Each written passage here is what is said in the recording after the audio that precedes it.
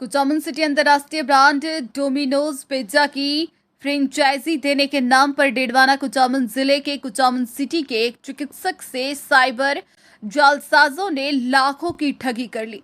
अब चिकित्सक ने केंद्रीय गृह मंत्रालय 130 पर अपनी शिकायत दर्ज कराई है, जिसके आधार पर कुचामन पुलिस को मिले निर्देशों पर कुचामन पुलिस ने मामले की जांच शुरू की है।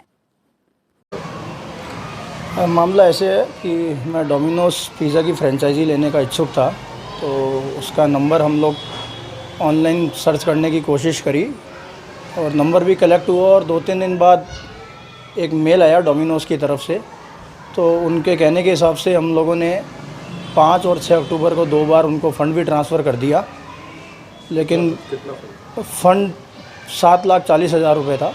5 अक्टूबर को 1.5 लाख का ट्रांजेक्शन करा और 6 अक्टूबर को 5,90,000 का ट्रांजेक्शन करा, लेकिन वो कैनरा बैंक में हमने पैसा भेजा, लेकिन किसी साथी के कहने पर हमने वो कैनरा बैंक का पता लगाया तो वो कोई सोलो ओनर के थे। वहाँ से हमको डाउट हुआ कि ये डोमिनोज जो जुबिलेंट फूड वर्क्स संचालित करती है इंडिया में, वो सोलो ओनर की नहीं हो सकती, तो उससे थोड़ा डाउट क्रिएट हुआ हमारे।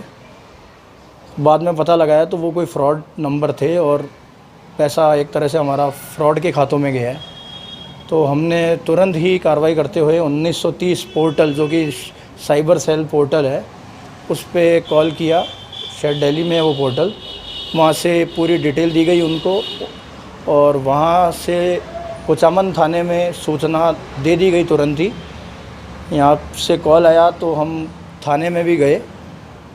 बस हमारी यही रिक्वेस्ट है कि इस पर त्वरित कार्रवाई की जाए और जो भी इसके पीछे इन्वॉल्व हैं उनको जल्दी से जल्दी पकड़ा जाए, जो बाकियों का भी नुकसान नहीं हो। धन्यवाद।